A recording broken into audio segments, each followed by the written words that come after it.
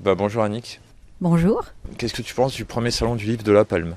Alors déjà, je suis ravie que ça se passe dans l'Aude. Moi, je suis audoise. J'ai écrit un livre entièrement occitan, en occitan et avec un éditeur occitan aussi. Donc, je suis ravie de présenter ce livre à La Palme, dans l'Aude. Et c'est une première et j'adore les premiers salons. Parce que, Comme ça, tu peux dire après que tu y étais. oui, c'est une idée. C'est une idée.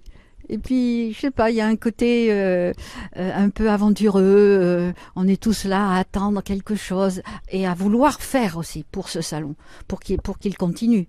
C'est l'idée. Quand est-ce que tu as commencé à écrire? En fait, j'ai toujours écrit sur des petits carnets, sur des bouts de papier, depuis que je suis plus jeune, on va dire. C'est-à-dire mon adolescence et puis tout au long de ma vie, j'ai écrit. J'ai écrit mes émotions sur des carnets, comme beaucoup de jeunes filles. Et puis après des histoires qui est liées à l'histoire de ma famille.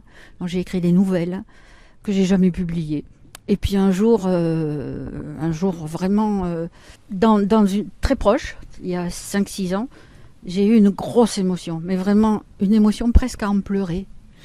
Et de cette émotion que j'ai racontée après à mes enfants, je suis rentrée à la maison, j'ai dit oh là là.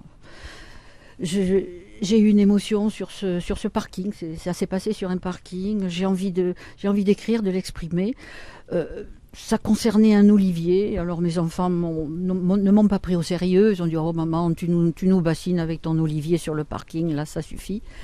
Et moi, bon, comme ça n'intéressait personne, mon émotion, j'ai écrit. J'ai commencé à écrire ce que je ressentais. Et en fait, mon écriture, c'est comme si c'était l'olivier qui parlait. C'est pour ça que je lui ai donné un nom, il s'appelle Pablo. Et il dit ses souffrances. Je préfère que ce soit lui qui parle que moi. D'accord.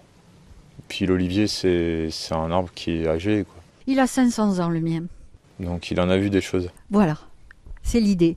L'idée, c'est que il a cet âge-là, donc il a travaillé, il a traversé des siècles et même des pays, puisqu'il vient d'ailleurs. Bon, là, tu m'as parlé de l'olivier, mais parce que là, en fait, je réalise des sondages sur ma chaîne YouTube. Il y a un sondage qui a été créé à l'instant par une autrice. L'inspiration, ça se déclenche comment? La mienne, c'était l'émotion. Une grosse émotion que je n'arrivais pas à faire passer en mots, à l'oral, à l'oralité, en partage avec mes enfants, ma famille. Cette émotion, elle passait pas. Avoir une grosse émotion pour un arbre, ça ne passait pas.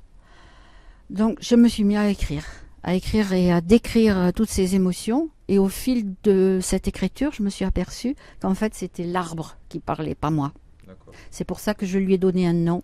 Il s'appelle Pablo, il est andalou et il raconte sa vie. Et quel message tu véhicules dans ce livre? Il y a un message principal bien sûr, mais en fait chacun peut y trouver son compte. L'auditoire, puisque je fais beaucoup d'oralité, de présentation orale de cette histoire, on peut y trouver tout ce qu'on veut. On peut y trouver un message sur l'environnement, sur la cuisine méditerranéenne, à l'huile d'olive par exemple. On peut y trouver un message au-delà, qui est un petit peu caché. C'est l'exil, puisque Pablo est andalou. Et il traverse des pays, on l'a chargé sur un camion et puis il se retrouve au milieu d'un rond-point dans un pays nordique. Donc le message caché, c'est ça, c'est l'exil. D'accord. Pour toi, qu'est-ce que l'imaginaire? L'imaginaire, c'est un autre pays qu'on s'imagine, enfin, dans lequel on peut vivre d'ailleurs, hein, l'imaginaire, parce qu'on peut se trimballer son imaginaire à soi, le partager ou pas. C'est un monde où, moi en tout cas, j'aime bien me retrouver dans dans mon monde imaginaire, mais il y a aussi celui des autres, celui qui est transmis par des images ou par un film par exemple, un film qu'on va voir au cinéma et qui vous transporte complètement dans un état auquel vous n'avez pas pensé. Il y a des films comme ça. Je pense aux films de science-fiction, bien sûr. Ça, on aime bien. se transposer dans un état qui nous est inconnu. Donc ça peut être de l'inconnu, comme ça peut être quelque chose qu'on a envie de vivre aussi. Et pour toi, l'imaginaire, qu'est-ce que ça t'apporte dans ta vie de tous les jours? Énormément. Énormément, j'écoute beaucoup la radio. J'écoute France Culture, j'aime bien France Musique aussi. Et là, l'imaginaire, il travaille beaucoup. Parce qu'il n'y a pas d'image, justement.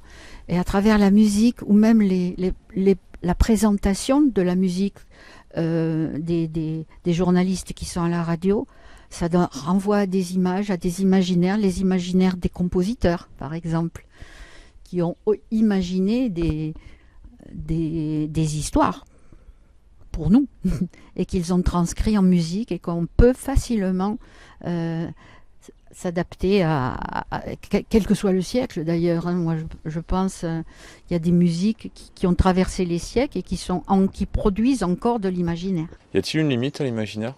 Aucune, j'en suis persuadée et j'aimerais que les personnes qui sont face à ce mot imaginaire l'adoptent ce mot et y réfléchissent et voient tous les états de l'imaginaire et surtout celui qui leur correspond. Et quel message voudrais-tu à dire d'ailleurs aux organisateurs et trices d'aujourd'hui? Déjà que je les aime tous, j'ai fait le tour des tables ce matin, on a de vraies personnalités, il y a des personnes à découvrir absolument, qui sont en pleine écriture, qui sont parties d'écriture enfantine, et qui sont en train de passer au roman. Et ça, roman pour adultes. Et ça, je trouve ça fascinant. C'est le pouvoir de l'écriture, le pouvoir de l'imaginaire, justement, qui pousse les personnes à aller au-delà d'eux-mêmes, à penser que leur écriture est faite que pour les enfants. Et en fait, ils se découvrent un jour auteurs de romans. Et ça, je trouve ça magnifique. C'est un partage éblouissant. J'adore les salons du livre. Et celui-là, je commence à l'aimer beaucoup. Et quel message voudrais-tu à dire aux abonnés de ma chaîne YouTube qui te découvrent dans cette interview? Eh bien, qu'ils aiment les arbres, qu'ils regardent les oliviers d'une façon différente, qu'ils pensent aux arbres nourriciers. Pour moi, c'est une notion très importante. On utilise trop souvent l'olivier comme déco, dans les ronds-points, dans les massifs. On peut aussi parler des palmiers, qui sont posés dans des endroits où ils ne devraient pas être, surtout dans des contrées où ils ne devraient pas être.